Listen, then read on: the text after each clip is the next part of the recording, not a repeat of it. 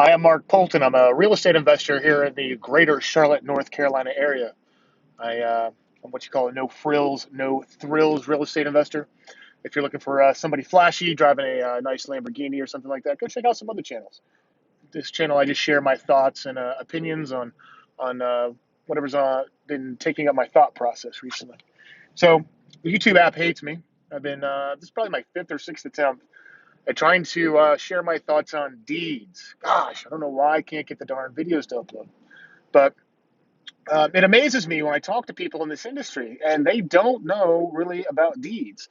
This is something that they have to sign at the closing table that a closing attorney has, prepared for you. They probably paid 150 to 250, could be even $500 for it to be prepared. And, they'll end up getting it back in the mail and who knows what they do with it. Uh, like anything else in this industry, you really got to know what it is that you're signing, what it means, and stuff like that. So let's talk about what is a deed.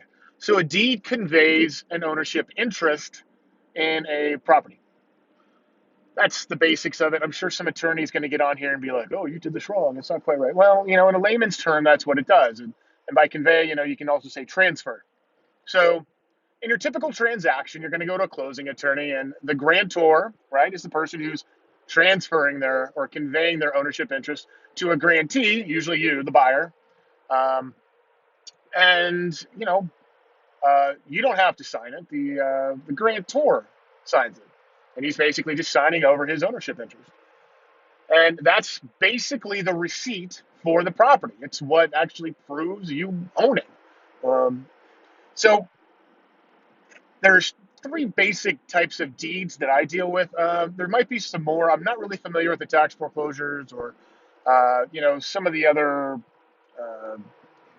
foreclosure type deals. I'm sure there's some other ones in there that I really don't know much about. But the way I typically buy properties, there's three deeds that I deal with. There's a general warranty deed, a non-warranty deed, and some people say that the quit-claim deed is the same as a non-warranty deed, but I'll give you my thoughts on that in a minute. So a general warranty deed is the best type of deed that you can get. If you're going to have a mortgage on it, the mortgage company is going to require a general warranty deed. And with a general warranty deed, you can also get something called title insurance, which I probably am not going to go into that today. So a general warranty deed conveys basically four things. One, that you actually have an ownership interest in it, and you're warrantying that, meaning that I can come back to you legally and sue you. Two, that is free of encumbrances and liens, meaning that there's no loans on. It's not used as collateral for any loans or anything like that. Um, that the the title is defendable in court, meaning that no third parties are going to be able to come by and say, "Hey, I own this." That if somebody were to do that, that you can actually defend it. And four, that the grantor, the person transferring their ownership interest to you, will provide you with all the documentation and information necessary for you to defend the title and to prove ownership. That's the best type you can get. That's what you're going to have to have if you're doing uh, any kind of mortgage. Lawyers and the mortgage company are going to require that.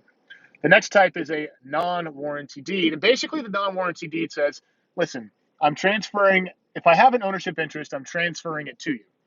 I'm not warranting it. I'm not able to necessarily guarantee it. I may not be able to provide all the documentation for it.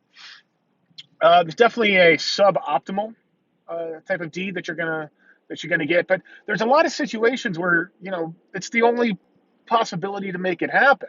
Uh, the home never went through probate. The owners are dead. Their kids are dead. There's just massive questions as trying to prove ownership through maybe affidavits versus being able to do a straight chain.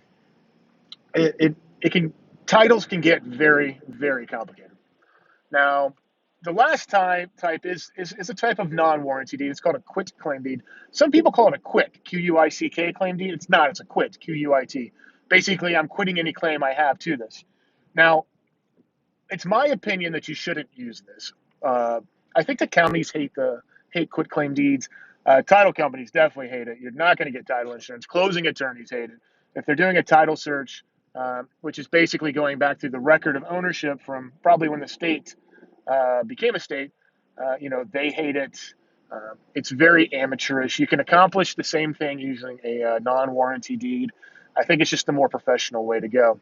And if you want to know, in the state of North Carolina, that's where I primarily do my real estate investing. If you wanted an example of it, I randomly picked a property and I did a warranty deed and a non-warranty deed, and you'll see it in the, below this video.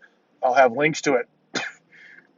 So, like anything else, you need to really understand the things you're signing, what the tax consequences are. Uh, you know, you ever notice that whenever you sign something, it has seal, SEAL down there? That's an actual legal term and that means something. So maybe I'll go into that on a different video. But go out there. I hope you adopt the "you won't stop me" lifestyle, because you will not stop me. And go out there and have success.